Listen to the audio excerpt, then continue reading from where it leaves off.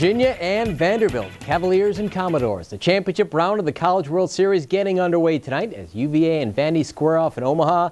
Sports director Marty has been with the Hoos throughout their tournament run and is live at TD Ameritrade Park with a look at tonight's matchup. It should be a great night for baseball here in Omaha. It is cloudy and not too hot. It's the SEC versus the ACC, Vanderbilt versus Virginia. The Cavaliers are considered a slight favorite, partly because their pitching rotation is in order, with fresh arms ready to go, starting with ace Nathan Kirby tonight. He's coming off a dominating performance against Mississippi in Virginia's College World Series opener. Nathan Kirby allowed just one hit in 7 innings, and tonight it's his chance to shine again. You know, he's been clutch. He's been big time all year, and you know, his expectations for himself again are higher than any of us could have for him. So just as long as he goes out there and throws strikes and he does what he's been doing every single start this year, we're going to be pretty good.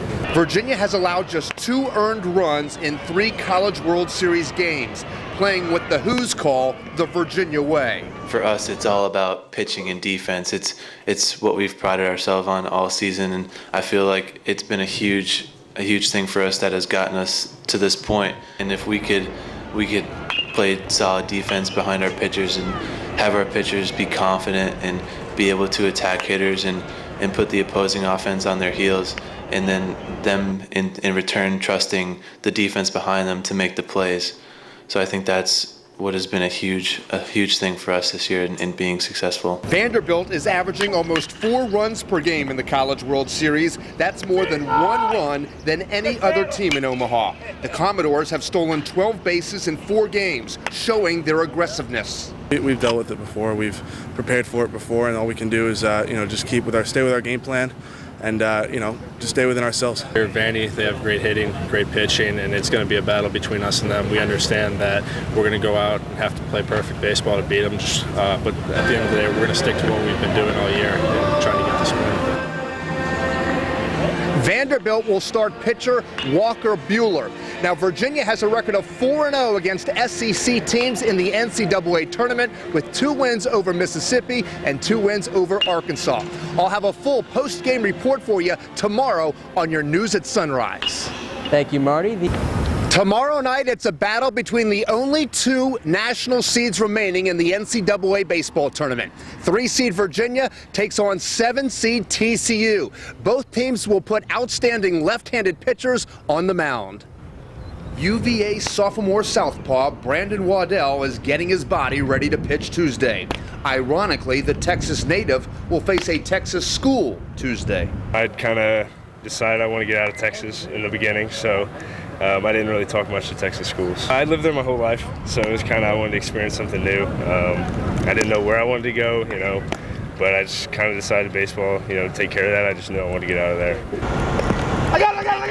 Virginia practiced Monday at Creighton University, preparing to face TCU pitcher Brandon Finnegan. Finnegan was recently selected 17th overall in the big league draft by the Kansas City Royals. You don't find left-handers that often that have that kind of stuff. That's why the guy goes in the first round. I think quite frankly, I think he's a lot like Nathan Kirby. Really good arm, good breaking ball. Virginia will face TCU at 8 o'clock Eastern Time Tuesday, with the winner improving to 2-0 and in control. And I know TCU is going to have a really good pitcher going out there for him. And like Coach said in there, it's going to be huge for us to win the next game and be in that driver's seat 2-0. If you can win the next ball game, the other 2 clubs got to kind of fight it out a little bit to see who you to meet to go to the title. Brian O'Connor, I've known him forever since I was recruiting at Tulane, and he was recruiting at Notre Dame. We were recruiting the same players all over the country. So great respect for both teams, and we're going to run a little lefty up there that's not bad, and I'm sure they're going to put a pitcher out there, and we'll just go compete and see what happens. Now, earlier today, Louisville was the first team to be eliminated from the College World Series. And right now in the ballpark over my shoulder, it's Vanderbilt leading Cal Irvine 6-4 in the 9th inning in a winner's bracket game. That's all from here. Mike, I'll send it back to you. All right. Well, good evening, everyone. We are live inside TD Ameritrade Park, where just minutes ago, Mississippi beat Texas Tech 2-1 in an elimination game. So Texas Tech is done.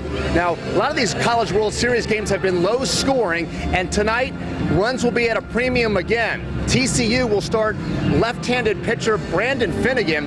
Finnegan was recently drafted in the first round of the big league draft by the Kansas City Royals.